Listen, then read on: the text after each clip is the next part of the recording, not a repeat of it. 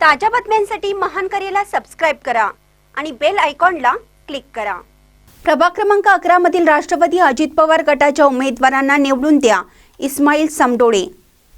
इचलकरंजी महानगरपालिका प्रभाग क्रमांक 11 मधून राष्ट्रवादी अजित पवार गटाच्या वतीने निवडणूक लढवली जात असून सदर प्रभागामध्ये 11 अ मधून इस्माईल समडोळे, 11 ब मधून शबाना समडोळे व 11 क मधून लक्ष्मी बडे हे निवडणूक रिंगणात उतरले असून त्यांचे चिन्ह घड्याळ आहे। सदर प्रभागामध्ये समस्यांचा डोंगर असून जनतेने संधी दिल्यास महानगरपालिका शाळा सुसज्ज करण्याच्या तसेच शौचालय, रस्ते, गटारी यांची व्यवस्था करून प्रभागाचा विकास करण्याचे आश्वासन उमेदवार इस्माईल समडोळे यांनी दिलं। प्रभाग क्रमांक 11 मधील नागरिकांनी राष्ट्रवादी अजित पवार गटाच्या घड्याळ या चिन्हासमोरील बटन दाबून उमेदवारांना निवडून देण्याचे त्यांनी आवाहन केलं। महानकर न्यूजसाठी संतोष पाटील, इचलकरंजी। नमस्कार, मी इस्माईल समडोळे प्रभाग क्रमांक 11 अ मधून राष्ट्रवादी काँग्रेसतर्फे उभा आहे। 11 ब मधून सौ शबाना समडोळे या उभ्या आहेत, तर 11 क मधून सौ लक्ष्मी संजय बडे या उमेदवारी करत आहेत। मित्रांनो, या प्रभागामध्ये आज आपण पाहतोय की संपूर्ण क्षेत्रामध्ये अनेक समस्याला तोंड देत आहेत। सर्वात महत्त्वाचं म्हणजे या प्रभागात निवडणूक लढवणे ही एक मोठी समस्या यासाठी तयार झालेली आहे की या प्रभागात निवडणूक सर्वसामान्यांनी लढवूच नये अशा पद्धतीची परिस्थिती गेल्या 3-4 निवडणुकीपासून सुरू आहे। खरं तर हे आमच्या पॅनलनं या ठिकाणी बिनविरोध जी निवडणूक होणार होती त्या निवडणुकीला त्यांच्या प्रयत्नाला खीळ घालण्याचं काम आम्ही सर्वांनी मिळून केलेलं आहे। मित्रो, आपल्याला केवळ लोकशाहीच वाचवायची आहे असा नाही, तर लोकांच्या प्रश्नाच्या संदर्भामध्ये सातत्यपूर्ण प्रयत्न करायचे आहेत। त्याच्यामध्ये शास्तीसारखा विषय असेल की जो घरपाळ्याच्या संदर्भातला अतिशय महत्त्वाचा विषय आहे। या ठिकाणी असलेले जे मालमत्ताधारक आहेत त्या मालमत्ताधारकांच्यावरती महाराष्ट्रात कुठल्याही नगरपालिकेमध्ये घडलं नाही असा प्रकार इचलकरंजी शहरामध्ये घडला, इचलकरंजी नगरपालिकेने केला। आज महानगरपालिका झाली तरी ती शास्ती आपल्याला लागू आहे। उलट महानगरपालिका झाल्यामुळे ही शास्ती वाढण्याची शक्यता अधिक आहे। याच्यावरती आपल्याला अंकुश लावायला हवा आणि ही शास्ती रद्द करण्यासाठी म्हणून आपल्याला प्रयत्न करायला हवा। राष्ट्रवादी काँग्रेसच्या पार्टीच्या माध्यमातून आणि अजितदादांच्या माध्यमातून निश्चितपणानं आम्ही तो प्रयत्न निश्चितपणानं करू याची मी तुम्हाला खात्री देतो।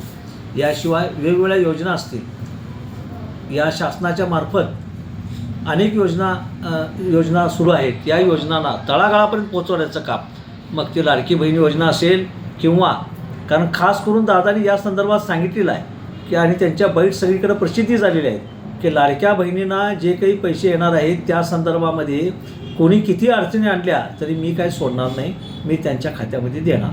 मित्रांनो, या सगळ्या योजनांचा, महिला बालकन्यांच्या योजनाचा तळागाळापर्यंत पोहोचवण्याचं काम आम्ही तिन्ही मंडळी निश्चितपणानं करू। या ठिकाणी शाळेचा प्रश्न आहे, ज्या शाळांच्यामधून या ठिकाणी खाजगी शाळांच्यामधून उच्च शिक्षण चांगल्या पद्धतीचं मिळू शकतं, मात्र इचलकरंजी महानगरपालिकेच्या शाळा असूनसुद्धा त्या ठिकाणी उत्कृष्ट दर्जाचं शिक्षण प्राप्त होत नाही, त्यामुळे सर्वसामान्य लोकांना चांगल्या पद्धतीचं शिक्षण मिळू शकत नाही। या गोष्टीवर आम्ही विशेष लक्ष घालणार असून या इचलकरंजीतल्या शाळा उच्च दर्जाच्या झाल्या पाहिजेत की ज्याच्यामध्ये एखाद्या नगरसेवकाचं जर मूल असेल तर त्या नगरसेवकाला देखील वाटलं पाहिजे की आपलं जे पाल्य आहे ते या शाळेमध्ये शिकवणं आपल्यासाठी जास्त योग्य आहे। मित्रो, दिल्लीमध्ये जर अशा पद्धतीनं चांगल्या शाळा होऊ शकत असतील तर निश्चितपणानं आपल्या देखील इचलकरंजी नगरपालिकेच्या शाळा या चांगल्या पद्धतीनं होऊ शकतात। मित्रो, पाण्याचा प्रश्न मोठा आहे। खरं तर ही गोष्ट आम्हाला बाकीची मंडळी करू देतील का नाही हा प्रश्न आहे, कारण पाण्याच्या प्रश्नावर बोलण्याचा अधिकार खरं तर इथं राहिलेल्या सगळ्या उमेदवारांच्या मध्ये मलाच जास्त आहे। कारण 2001 साली काळामावाडी धोरणाच्या माध्यमातून जे आंदोलन झालं आणि मलाबादींच्या नेतृत्वाखाली जे उपोषण करण्यात आलं त्याच्यामध्ये बासूशेठ बागवान, मी स्वतः, प्रमोद बेलेकर, प्रतापराव होगारे ही सर्व मंडळी बसलेली असताना त्यावेळेला मी देखील त्यामध्ये 7 दिवसाचं उपोषण केलेलं आहे। त्यावेळेला आम्ही सांगत होतो की कृष्णा योजनेच्या माध्यमातून जे तुम्ही त्याचा आग्रह धरताय हा फार तर 7-8 वर्षाचा आहे आणि काळामावाडी धरणातून आणि त्यावेळेला गैबी बोगदा जो होत होता त्याच्यातून जर पाणी आणलं तर पुढच्या 100 वर्षाचा प्रश्न सुटणार होता, परंतु त्या गोष्टीला खीळ घातली आणि कृष्णा योजनेचा आग्रह धरला। आज कृष्णा योजना कुठल्या परिस्थितीत आहे आपण सर्वजण जाणता। मित्रांनो, या सर्व बाबतीमध्ये आपल्याला लक्ष घालायचं आहे. पाण्याचा प्रश्न सोडवत असताना दीर्घकालीन तो सुटला पाहिजे. केवळ पाईपलाईन आणि पाईपलाईनमधून मिळणारा मलिदा याचा विचार न करता जनतेच्या पुढचा प्रश्न 100 वर्षापर्यंत सुटला पाहिजे.